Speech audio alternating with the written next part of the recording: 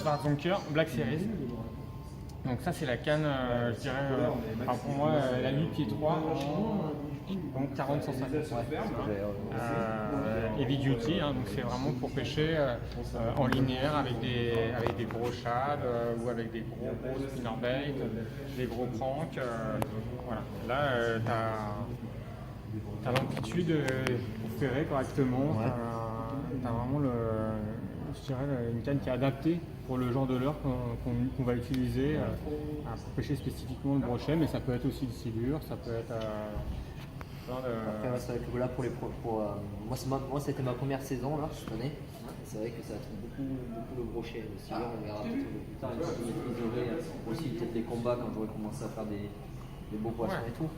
Mais voilà, c'est pour le budget, je cherche quelque chose de raisonnable. Je peux pas mettre 400, 500, 500 francs.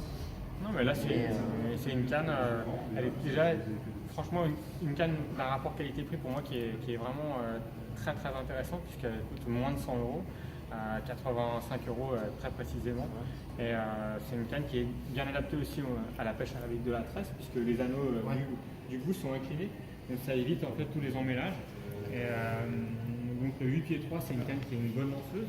La plaque de puissance elle est assez élevée, donc ça permet de lancer des gros leurres sans peser trop sur la canne, avec un talon assez long pour pouvoir bloquer le talon sous le coude, sous l'aisselle, et pouvoir ferrer en fait, vraiment correctement. Et là ta main tu peux encore même l'avancer, tu peux même encore avancer ta main. Regarde, là tu peux l'avancer, voilà. Après, et t'as eu des retours de personnes aussi qui pêchent en flotte tube avec ou pas? Parce que on est un peu limité avec ou... Disons que ça c'est quand même, en effet je pense qu'en flotte tube on va chercher des talons un peu plus courts, parce qu'on est déjà plus près du lieu où on pêche. On ne cherche pas à lancer très loin. Et on a des cannes qui peuvent être un peu plus courtes, un peu plus maniables, parce que aussi pêcher avec des cannes longues en flotte tube c'est jamais trop évident. Après, là, ce qui est évident, c'est que pour pêcher en grand lac, l'intérêt c'est de lancer loin, pour prospecter plus large, pour prospecter plus d'eau. Donc une canne longue, c'est toujours un avantage dans un grand lac. C'est pour ça, après on a des cannes plus courtes qui sont peut-être plus maniables, on peut regarder ça aussi. J'aime bien le poids qu'il faut. Je suis vraiment à l'aise avec en fait. Juste en main comme ça, bon il y a pas de moulin dessus forcément, mais j'avais déjà vu, mais j'avais pas eu l'occasion de l'avoir en main en fait. Et puis c'est une canne qui a une réserve de puissance assez incroyable. Ça lui fait pas peur. Voilà, comme je disais, même du silure. On l'a validé sur des gros poissons aussi. Donc des brochets, aucun problème. Mais alors du coup, c'est quoi la différence réelle entre les Black Series et les classiques? Alors, essentiellement c'est l'équipement. Donc l'équipement, c'est les anneaux. C'est-à-dire que les classiques séries sont équipés d'anneaux Fuji. Donc c'est ce qui donne finalement le prix de la carte. C'est-à-dire que ça, après l'utilisation aussi d'un carbone plus haut module et aussi l'utilisation de liège. C'est-à-dire que le liège ça coûte plus cher que le VA. Et donc ça justifie l'augmentation du prix. On peut aussi en regarder une en classique série, on peut se rendre bien compte. Et donc elles sont aussi peut-être un peu plus légères. Mais des petites covers, trop petit pour ça?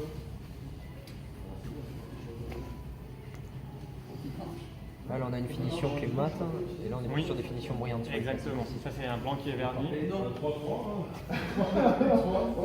Avec un petit détail par exemple, le fait que l'emmanchement se repère très facilement. Avec les deux points, il suffit d'aligner les deux points pour avoir l'emmanchement. Et là on a le produit équivalent. Légère, un peu plus légère peut-être. Très légèrement, ouais.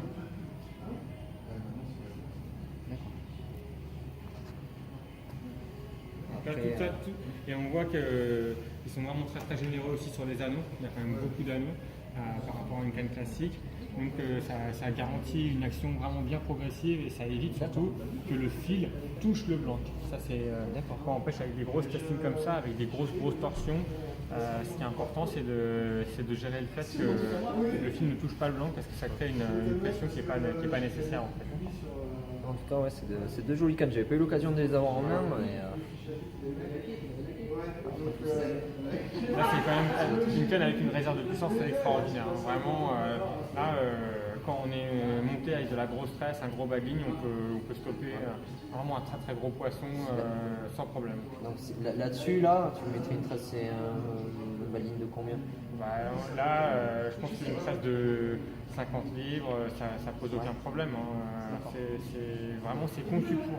Si tu veux que je te montre un peu l'action, pour avoir une idée, tu auras une idée un peu plus précise. Regarde, on va poser celle-là.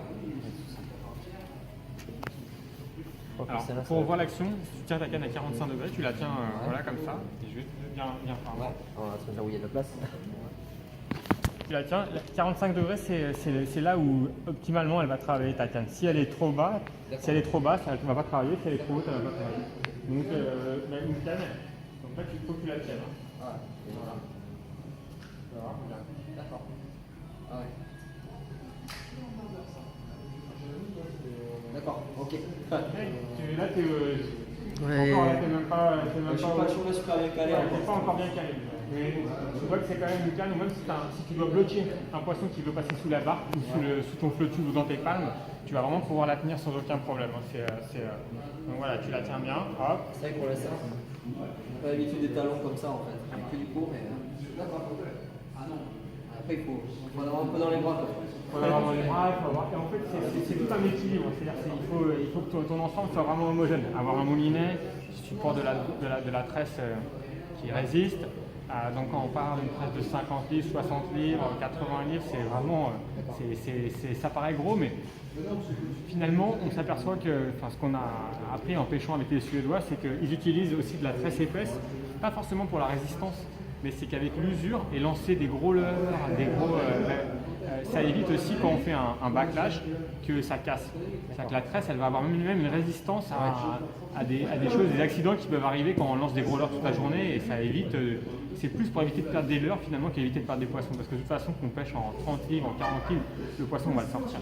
À moins de pêcher vraiment au cœur des obstacles, dans des endroits très encombrés. Mais là, disons que c'est une canne qui est surtout adaptée pour pêcher avec des gros leurres, pour lancer des gros leurres, les lancer loin et après manœuvrer des poissons. C'est sûr qu'un brochet de 60 là-dessus, ça passe tout seul. Quoi, hein. Ouais. Là, on va quand même essayer de viser des beaux poissons. Là, c'est essayer, ouais. Mais c'est pour ça aussi que je cherche une puissance un peu au-dessus. Pour cette année, je me suis initié avec ma petite 3080. Finalement, c'est sur les mêmes budgets, la Gunky, mais déjà, quand tu la sollicites, ça fait pas pareil que ce que j'ai. Et je veux aller essayer de taper sur des justement un petit peu plus gros pour que justement, comme tu dis, quand on sera dans des grands lacs ou comme ça, on puisse et où il y a de l'eau, voilà, on n'est pas trop encombré, que je puisse aller taper plus haut quoi. Alors après, ce qu'il faut savoir aussi, c'est que c'est vrai que dans l'absolu, ces cannes, elles sont quand même conçues avant tout pour pêcher en bateau. Ouais. Après, tu peux pêcher en flotube avec, hein, c'est pas contre-indiqué.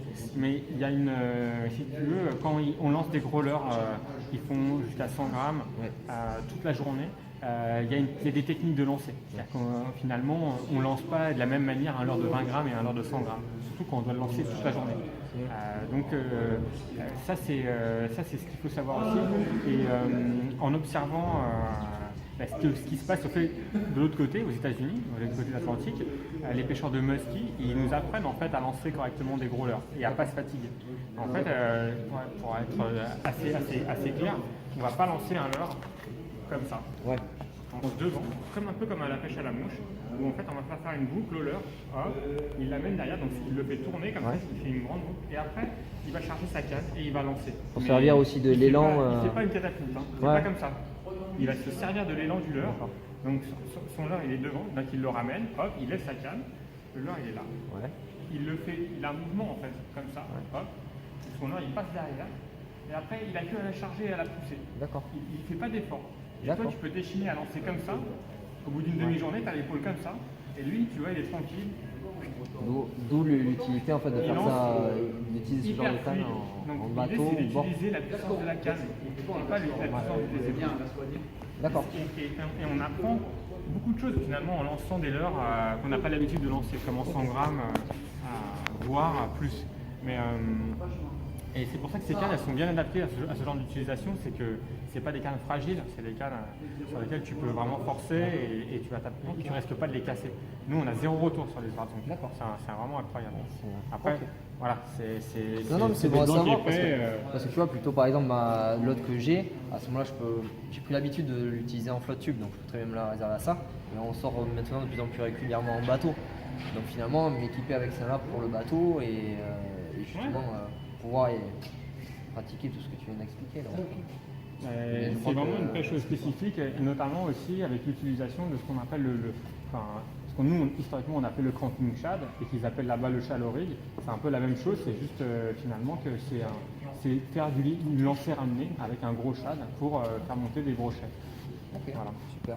Bon, merci beaucoup pour ces explications. Avec plaisir.